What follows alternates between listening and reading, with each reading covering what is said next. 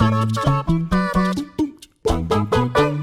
everyone and welcome to WhatCulture Gaming. I'm Josh, joined as ever by Scott Tilford, because apparently I have been reliably informed that Anthem is still alive and kicking and is planning a huge overhaul in time for its 1-year birthday. Scott Tilford, you have more details. Tell me, is this finally going to get me back into Anthem, and is it coming anytime soon? Almost definitely not, but they are trying some things. I don't think it's kicking, but I do think that it is still alive, considering that EA didn't mention it on their recent financial call. No. Just didn't mention it whatsoever, which meant that, or led to a lot of people thinking that they were eventually going to move on, which would be better for literally everybody involved. But instead, we're doing the total opposite. Clearly, someone's a No Man's Sky fan, and they realise that they can resurrect this thing if you jolt it full of enough electricity. So, there's an official statement from Bioware. This also lines up with what Kotaku leaked a good few months ago, where Jason Schreier said that they were planning this thing that was internally being referred to as Anthem 2.0, which is literally them going back to the drawing board. But you have no idea how much they are literally going back to the drawing board. It sounds like a Kickstarter pitch. It does, doesn't it? Yeah, it's like, oh, we're going to focus on gameplay. It's like, well, yeah, you probably should. What were you doing before? Well, I'll read some statements, but and the thing is, I don't want to be too negative because I love Bioware, and having grown up with them,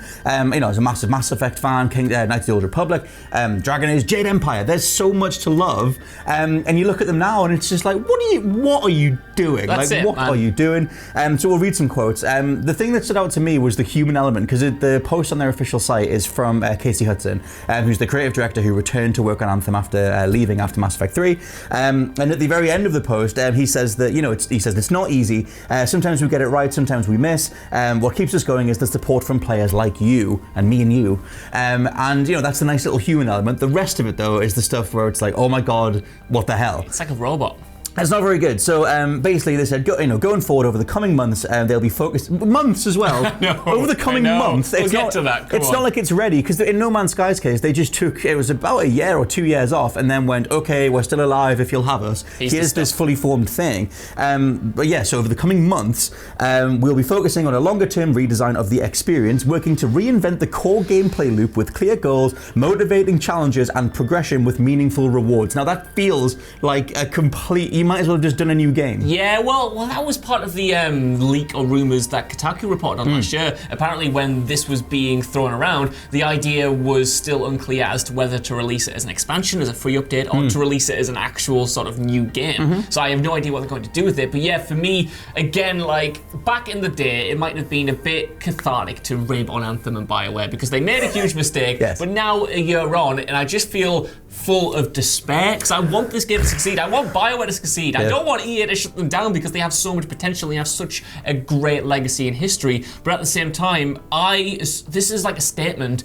that should have been out about 6 months ago. If you were going to only tell people you were reworking the entire thing, I wanted that 6 months ago, and I wanted them to come out on their first birthday and say, look, like No Man's Sky, he's a trailer, he's all the stuff we've been working on, you can have it soon. We're quite sorry, I promise you it's good now. But this is just, again, another promise. We've had promises before. We've had, he's the roadmap, the roadmap's coming. He's a season full of content. That's probably going to come soon. As well. That season. Half a map is not a season. No, but it's just those promises, and I like promises. I like the intent behind them. Yeah. But I've been burnt so many times before, Scott Tilford. And Anthem, in its first year, hasn't turned many of its issues around. Some would say you're still on fire, to be honest. I feel a bit, on fire. Yeah, I'm going to read something else. So something that's even worse than this. It's just such a mess. Another quote, we'll be doing something we'd like to have done more of the first time round, giving a focused team the time to test and iterate, focusing on gameplay first. What the hell were you focusing on if it wasn't gameplay the last time? Was it the armor? I mean, maybe it was the materials? Well, there's about 5 armors in there, so I can't assume it was. A bunch of javelins? I guess they were focusing on getting it out the door. Yeah, man. Like, that's it. It's a strange sort of statement, because, yeah, it's addressing the fundamentals. When you get sentences like that, it makes you question what on earth the plan was originally. Because we've had a bunch of the deep dives that they haven't officially commented on, like the great Jason Schreier one for Kotaku that sort of looked into how this game was made, and obviously it was, like you said, rushed out the door, hobbled together in the last 12 months or so. But this is just, it's like, Why? What were you doing? As well, mentioning that they're going to focus on gameplay first. For me, the one good thing about Anthem and the thing that got me through, I did finish the single player story, was the actual gameplay. I really liked the flight mechanics. I think it sucked that they had this cooldown that makes you just fall out the sky every 15 seconds.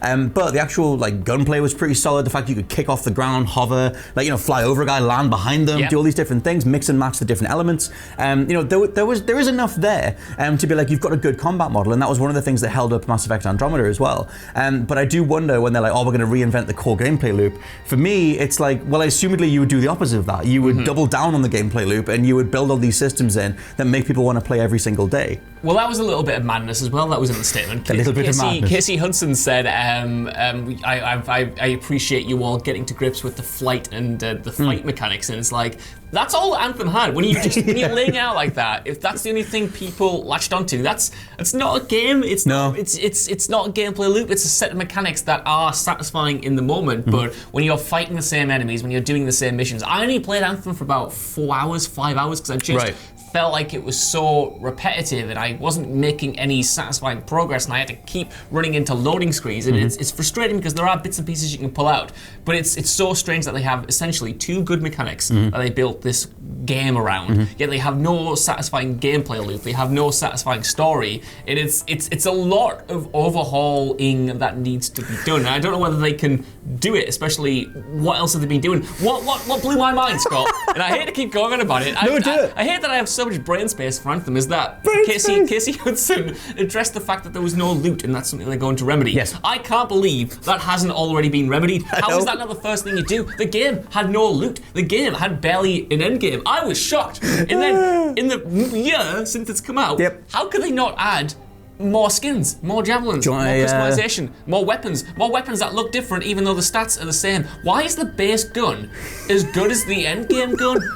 Do you want to do the assault rifle? No. This one's got plus 10 damage. I mean, that's kind of the core of why I bounce off most loot shooters. But in regards to that, though, it is interesting to note that in the Kotaku deep dive thing, where Jason Schreier laid out everything that was wrong with Anthem across development, they stated, obviously from anonymous sources, that Bioware's strengths are not in military loot shooters, that they're more in, obviously, fantasy type stuff and things that are less rooted in militaristic, settings and aesthetics. So going forward, does that mean that you have to substantially change the weapons, like you said, to give you some sort of rare item that's worth grinding for, as opposed to here's a better shotgun, here's a grenade launcher or something? I just think that Anthem is anathema to what Bioware do. And I didn't, even when it was initially being shown off, I was just why are you doing this? And it was this weird sort of Destiny adjacent thing. And I get that if you're on the business side, you can look at the numbers and be well, Destiny's doing very well. And this was before Bungie separated from Activision. Maybe we should get us some of that sweet loot money. Warframe does very well as well. Division, every sort of major company has their looter shooter, and I guess they think that this can be theirs. But it's just Bioware's not the studio for it. Someone more like DICE might have been if EA were just making this work. But at the same time, if you read the Kotaku stuff, it did originate within Bioware, and the version of this initially was almost like a Dark Souls adjacent, runner kind of thing, where you were going in, see how far you could get, and then take things out, try and get through a dungeon adjacent scenario as much as you could, and come away with better gear. Maybe they're going to go back to that, I guess. Maybe, I don't know. Change everything. They obviously had clear ambitions when they, were producing this game, and I can't remember what they called it. I think they called it Dylan after Bob Dylan, because they thought it was going to change the way, in the same way that Bob Dylan changed music, which is that's putting the carts before the horse so much that they're on different planets. What I think you touched upon there that was really interesting is the fact that although Bioware's gunplay has always been really good, especially in the most recent releases like Anthem and like Andromeda, their weapons have never been all that interesting. You've had an assault rifle, you've had a sniper rifle, you've had a shotgun, but there's never, to my knowledge, been any real variation between them. Even the guns in Mass Effect 2 and 3, you could get different types of assault rifles, but they weren't as substantial as the weapons in Battlefield, like you mentioned. Well, I was going to say in Mass Effect 2 and 3, you could get those beam cannons and that mini nuke launcher. So they went a little bit down that route, but that would be the stuff that would belong in Anthem. If you saw a player that had a mini nuke in the middle, you're just poodling along with your assault rifle and your pistol, and someone comes in and levels the place with a portable nuke, then you'd be like, oh man, I should probably go grind to get that thing. Well, when you had the the individual javelin abilities, I thought those were really cool and inventive, and they were satisfying to pull off. But then when I had to stop and wait for that to cool down and then go to the ground and shoot people with my pistol, I thought, I've done this before. Everyone I'm not has, getting anything, I'm not getting any new loot. It's all just, like you said, stat-based, and that's, when you have I've said it, and everyone's said it a billion times, but when you have like a looter shooter without any loot, it's just, why bother? Why even? Kinda. I think we noted some things down as to what they can do going forward, and we haven't got that much time left, but we'll do a little bit. One of the interesting things I want to put forward is because across development, again, you've got to cite the Kotaku piece, because that's the only thing that gives us a window into what their mindset was when they were putting it together. And apparently a lot of the higher ups wouldn't let the coders, the art department, look at Destiny, even though clearly it was their most obvious competition. I think that will probably have changed on the inside going forward now, but I'm just putting this out there. I don't necessarily think that they're gunning to compete with Destiny. I think they're gunning to compete with Warframe, because I think that I think Destiny's boat has pretty much sailed. It's free to play now. It has its fans. It has this dedicated following at this point that you can't necessarily pull people away from. But I think that Warframe, obviously, it's completely massive. But Warframe's primary player base is on PC, and most console people don't care about Warframe, mainly because there's not. I don't know. It's like a console tendency. We tend to love, like, I was going to say animation, but like animation-heavy games. I think that Anthem could be the Warframe on consoles if they did it well.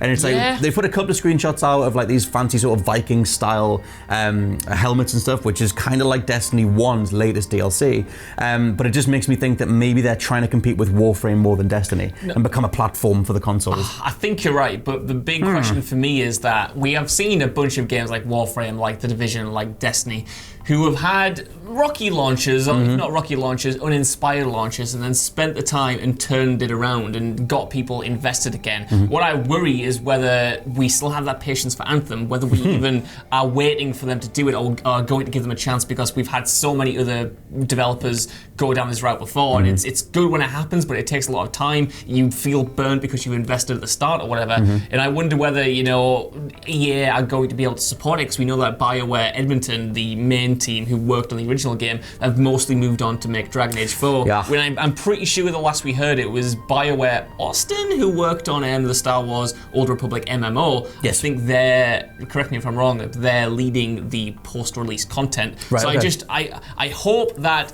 EA have committed enough resources to turn it around and to turn it into the Warframe for consoles, but I just wonder if players' patience is wearing thin. I don't think we had that much patience at the beginning, and considering how many balls they've managed to find and then drop, I kind of I wonder what the best case scenario for it is, because for me, I tweeted this out the other night, but it's like, or last night, it's like, Rainbow Six Siege became one of the most, like right now, it's one of the most important military tactical shooters on the market. No Man's Sky was always an incredible concept that I liked at launch and some people did, but they managed to capitalize on that going forward, and now it's like this dedicated, incredibly vast survival game. There was always something there to tap into that would be like, oh my god, if they nailed this would be interesting. This is, if you absolutely nail it, is a really good looter shooter, which we've already got a bunch of. And so I kind of wonder what the best possible case scenario is, and it's the fact that it's BioWare's time that they're taking up, like where they could be off doing literally anything else. That's it, man. Like it's a weird fork in the roads that they're at now. I hope it goes well. Like we said, it hurts me deep inside, no matter how angry I get, to actually rag on this game and rag on BioWare, because I want them to succeed. I want them to stay alive, essentially. But I want to know what you guys think down in the comments below. Are you looking forward to Anthem's next year of content, and will you be pulled back in if they manage to pull it off? Either way, could you give us a like, share, subscribe, and head over to WhatCulture.com for more lists and news like this every single day. And if you don't know, I've been Josh. You can follow me on Twitter at JoshBoom with 2 O's. This has been Scott Tailford. You can follow him on Twitter at @/LP89. And we will see you soon. Bye. You said Josh Brun. I did. Brun. Big fan.